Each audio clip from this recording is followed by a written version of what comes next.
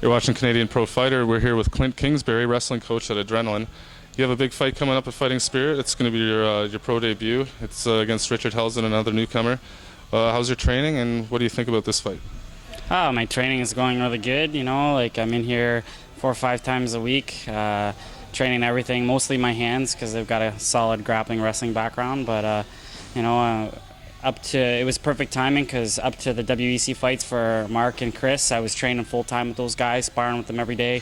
You know, so I'm in probably the best shape I've ever been as far back as when I wrestled on the national team. So.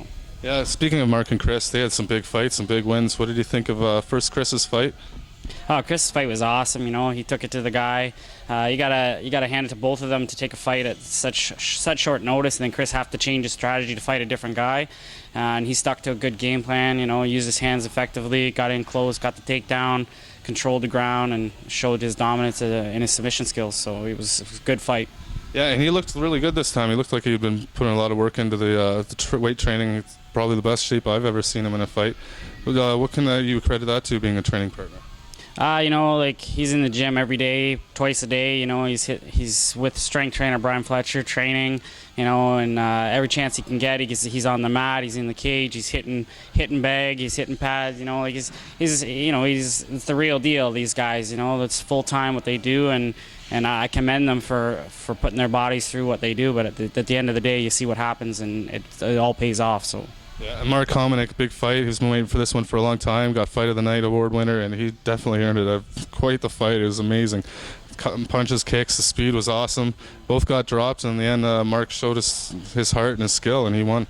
Oh yeah, Mark came to fight. You know, like that guy's in the gym, and he's putting time in that no others are putting in. Like even when you think it's enough, he's still there working hard. You know, and I think in that fight, you know, his conditioning really showed that, you know, regardless of what happened, you know, getting tired, getting hit, whatever, his body just reacted the way he needed it to, and you know, he put on a heck of a show, and that fight's going to be a memorable fight. So.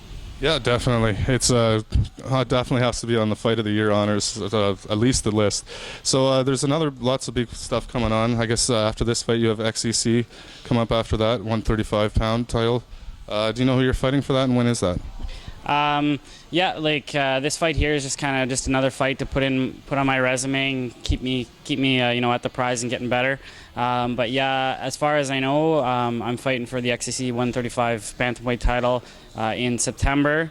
They've asked me to fight a couple other times, but just due to logistics and actually my true work schedule, I can't get in to fight earlier as much as I want to. But I keep getting told I'm the #1 contender, so I get to choose the date.